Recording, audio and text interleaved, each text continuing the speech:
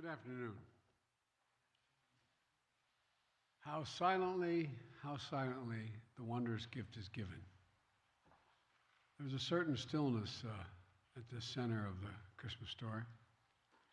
A silent night when all the world goes quiet, and all the glamour, all the noise, everything that divides us, everything that pits us against one another, everything that seems so important but really isn't.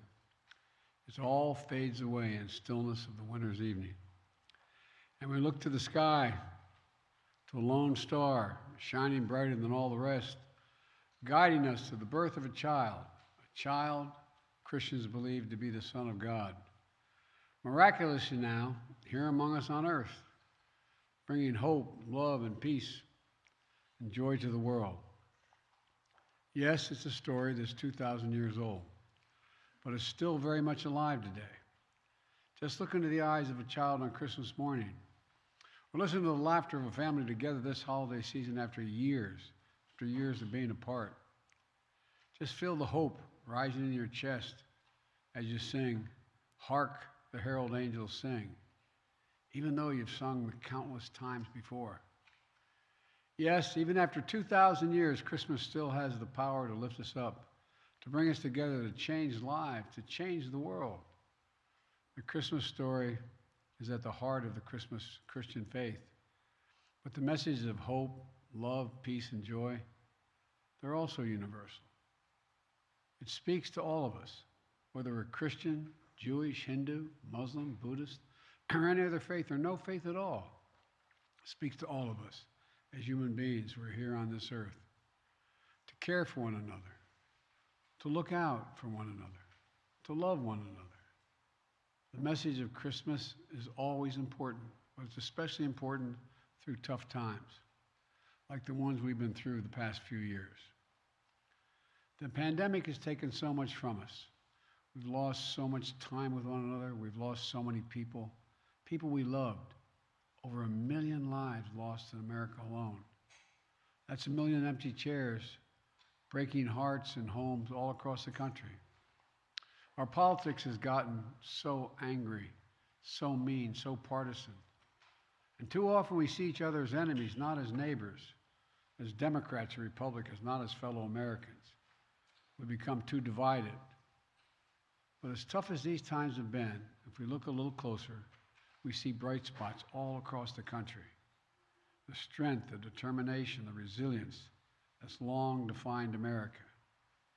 We're surely making progress. Things are getting better. COVID no longer controls our lives. Our kids are back in school. People are back to work. In fact, more people are working than ever before.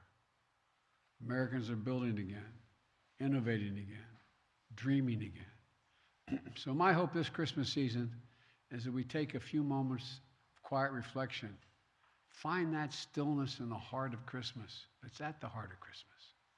And really look at each other. Not as Democrats or Republicans, not as members of Team Red or Team Blue, but as who we really are, fellow Americans, fellow human beings worthy of being treated with dignity and respect. I sincerely hope this holiday season will drain the poison that has infected our politics and set us against one another. I hope this Christmas season marks a fresh start for our nation, because there's so much that unites us as Americans, so much more that unites us than divides us. We're truly blessed to live in this nation, and I truly hope we take the time to look out for one another, not at one, for one another. So many people struggle at Christmas. It can be a time of great pain and terrible loneliness. I know, like many of you know, it was 50 years ago this week that I lost my first wife, my infant daughter, in a car accident. My 2 sons were badly injured when they were out shopping for a Christmas tree. I know how hard this time of year can be. But here's what I learned long ago.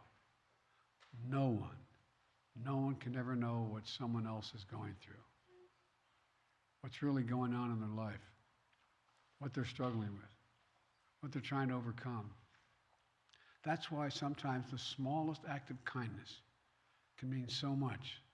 A simple smile, a hug, an unexpected phone call, a quiet cup of coffee. Simple acts of kindness that can lift a spirit, provide comfort, and perhaps, maybe even save a life. So this Christmas, let's spread a little kindness. This Christmas, let's be that helping hand, that strong shoulder, that friendly voice, when no one else seems to care for those who are struggling, in trouble, in need. It just might be the best gift you can ever give. Let's be sure to remember the brave women and men in uniform who defend and protect our nation.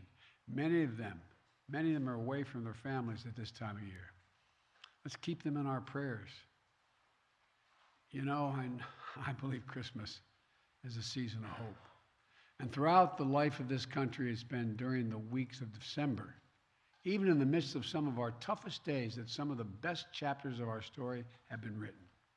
It was during these weeks, back in 1862, that President Lincoln prepared the Emancipation Proclamation, which he issued on New Year's Day.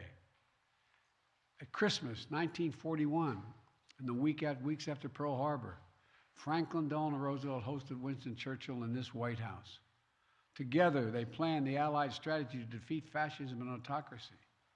And it was 1968 that the most terrible year of years, the year of assassination and riot, of war and chaos, that the astronauts of Apollo 8 circled the moon and spoke to us here on Earth.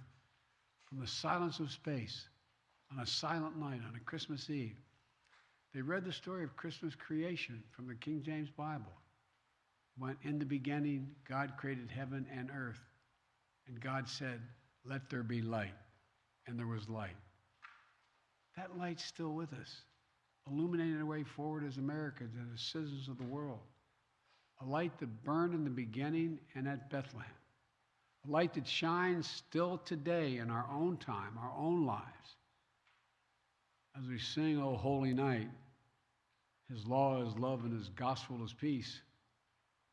May I wish you and for our nation, now and always, is that we'll live in the light of liberty and hope, of love and generosity, of kindness and compassion, of dignity and decency.